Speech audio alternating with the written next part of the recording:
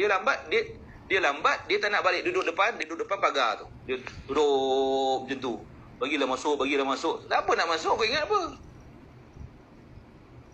Lepas tu ambil gambar. Itulah perang hewan kita. Saya cakap saya tak redha benda tu. Saya doakan supaya orang yang buat ni dapat hidayah Allah. Ya. Saya doakan siapa yang duk ambil gambar viralkan tu dapat hidayah Allah. Ya. Tapi kena datang jumpa saya dulu. Minta maaf. Assalamualaikum warahmatullahi wabarakatuh. Apa khabar semua para followers? Saya doakan agar kita semua sihat dan bahagia dan diberikan kerahmatan oleh Allah Subhanahu Wa Taala, dan dapat lagi kita menyeduh udara ataupun kita dapat menikmati kehidupan dunia ni walaupun dalam keadaan pandemik. Jadi dalam video ni, dalam satu isu diviralkan diviralkan Imam Masjid Putrajaya memberi nasihat kepada para jemaah yang datang ke masjid yang tak dapat masuk, kan? Datang ke masjid tak dapat masuk. Jadi nasihat tu kita nampak baguslah, nasihat bagus, cumanya cara tone suara ataupun ayat-ayat yang diperguna tu kita nampak banyak membuatkan netizen rasa tak puas hati lah. Netizen rasa tak puas hati dan rasa kecil hati. Sebab dia apa? Perkataan-perkataan yang kasar itu dikeluarkan oleh seorang imam. Kan, kita imam bagi kita ni, orang Melayu kita ataupun kita orang Islam kita ni, memandang mulia lah kepada imam. Bila sebut imam ni kira mulia lah. Bila sebut imam ni dihormati. Di mana-mana pun, kalau di kampung sekalipun, bila kita sebut imam ni orang hormat. Kalau pergi Kenuri itu ada tempat khusus lah untuk imam. Kalau kita pergi Kenuri akikah sekalipun, kepala kambing itu untuk imam lah. Gitu kan. Maksudnya pun masyarakat memuliakan imam. Jadi dengan perkataan yang dikeluarkan oleh Imam Masjid Putra itu menasihat jemaah yang hadir, duduk depan pintu pagar, mengambil video dan dia tidak memaafkan. Sedangkan Nabi SAW sendiri pun orang kafir letak tai unta, perut unta di atas belakang Nabi SAW. Nabi tak pernah keluar pun perkataan tidak memaafkan umat dia. Wa ma arsalnaka illa rahmatan lil alamin. Nabi kata apa? Aku diutuskan, wa ma arsalnaka illa rahmatan lil alamin, diutuskan oleh Allah Subhanahu Wa Taala, tak lain dan tak bukan adalah untuk bagi rahmat kepada sekalian alam. Ni Nabi SAW dibaling batu sehingga sepatu Nabi menakung darah Nabi SAW. Ni baru jemaah pergi duduk depan masjid, buat video viral, dah tak ada maaf dah jemaah. Ni apa ni imam ni macam ni? Apa imam macam ni? Kita jangan ingat kita imam ataupun kita ni lebay, kita ni tok haji, kita ni dipandang ada pangkat, ada jawatan. Kita lupa bahawa jawatan yang besar adalah Allah Subhanahu Wa Taala. Allah Taala boleh boleh tukarkan kita daripada mulia jadi hina. Yang hina boleh mulia, kan? Kita kena ingat, kita jangan mendongak ke atas tanpa menunduk ke bawah. Peribahasa Melayu kita, kan? Jangan terlalu mendongak ke atas sehingga kan lupa menunduk ke bawah, melihat ke bawah. Tu peribahasa Melayu kita. Walaupun kita ada jawatan, kita ada pangkat, hari ini kita ada jawatan, mungkin satu masa nanti jawatan kita pun dah hilang, ataupun jawatan kita pun dah ditamatkan kontrak dan sebagainya lah. Paling tidak kalau tak tamat kontrak pun kita pencen, kita berhenti. Bila kita berhenti tadi, kita letak mana tempat kita? Kalau Allah Subhanahu Wa Taala hina kita, agak kita letak ke mana? Kan, kita letak ke mana? Boleh saja Allah Taala nak turunkan darjat kita, atau nak turunkan pangkat kita, Tuhan nak hina kita, boleh saja Allah Taala nak buat. Jadi kita jangan hina lah. Jadi kita minta jugalah bahagian masjid ataupun bahagian agama ni tengok, menteri agama kena tengok lah, macam mana keadaan dia.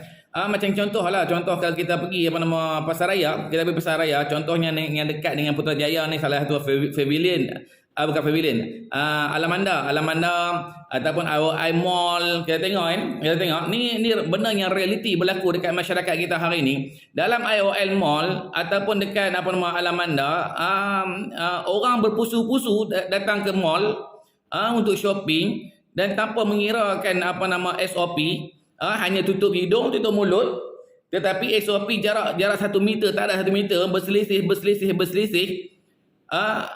Ada polis ambil saman, ada polis ambil buat tindakan.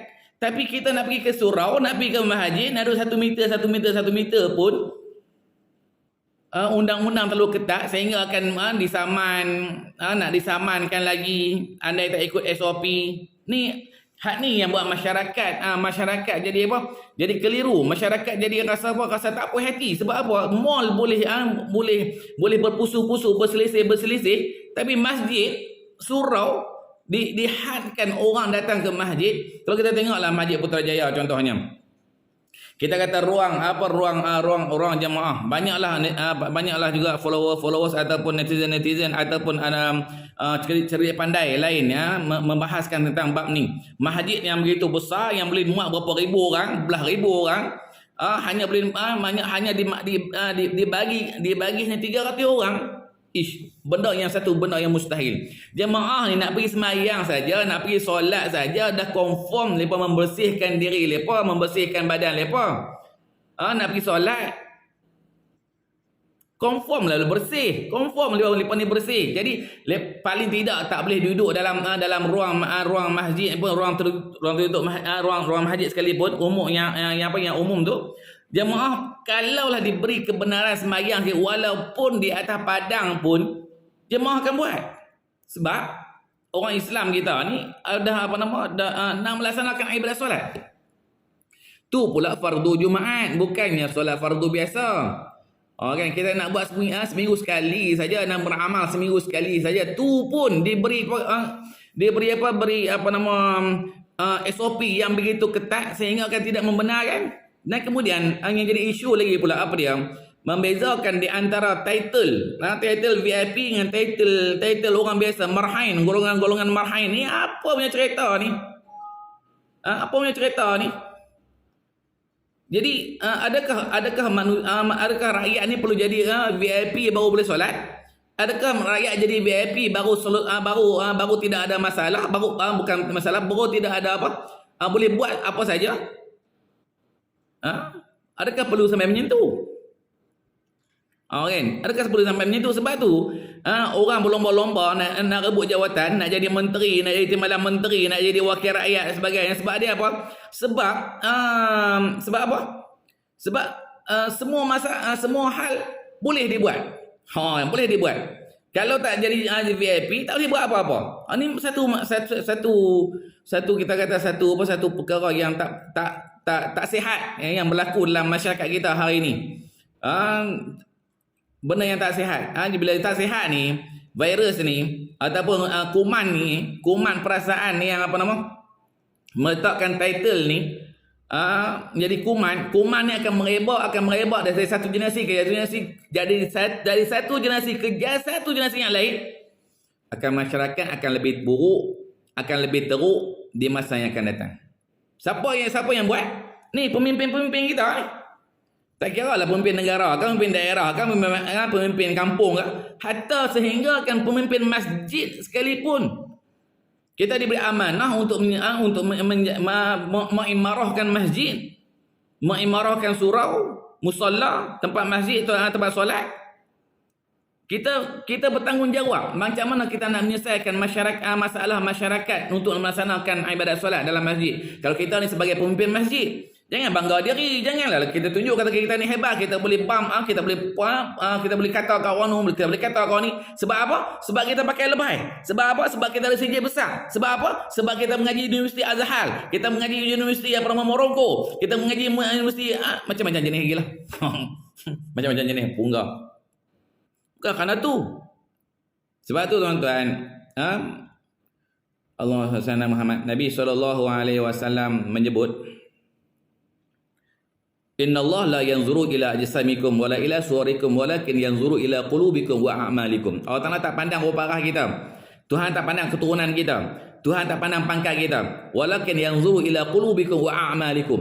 Tuhan pandang apa? Tuhan pandang hati kita, keikhlasan kita, ketakwaan kita, zuhud kita, wa a'malikum. Dan yang Tuhan pandang amalan kita. Amalan kita ni amalan yang mengikut sunnatun Nabi SAW dah. Kita dah cakap mengikut sunnah Nabi, sunnah Nabi, sunnah Nabi, sunnah Nabi. Sunnah Nabi yang lebih aula ni apa dia? Berlaku adil. Berlaku adil. Tu imam pun dia cakap hari-hari setiap hari Jumaat. Inna Allah ya'muru bil adli wal ihsan wa ita'i dzil qurba wa yanha 'anil fahsya'i wal munkar wal ila akhir ayat. Inna Allah ya'muru. Bahwa sesungguhnya Allah SWT ya'muru, menyuruh bil adli, melakukan keadilan, wal ihsan, berlaku ihsanlah, berlaku baiklah kepada sesama manusia kita. Ni Pak Long ni duk tunggu kat depan pintu masjid dah lama dah. Tak boleh ke? Fikirlah. Bangunan yang berjuta-juta yang dibuat tadi untuk apa? Bukan untuk dimegah-megahkan, dipampam, ditayangkan saja. Benda ni perlu juga diberi manfaat. Kita tahu dari segi SOP, kita tahu. Semua masyarakat tahu. Dah 2 tahun lebih dah kita melalui. Dah hampir 2 tahun dah kita melalui pandemik ni yang kita kelang kabut dengan COVID ni. Masyarakat pun dah tahu dah. Dan masyarakat dah jadi muak. Jadi pada pemimpin dan pemimpin agama dan pemimpin masjid dan pemimpin surau, cuba fikirkan cari jalan penyelesaian yang memberikan kepuasan hati pada masyarakat, atau memberikan keprihatinan kepada masyarakat kita, insya-Allah. Dan itu saja, wallahu a'lam bishawab. Mudah-mudahan Allah Taala ampunkan dosa kita, insya-Allah. Wallahu a'lam. Assalamualaikum warahmatullahi wabarakatuh.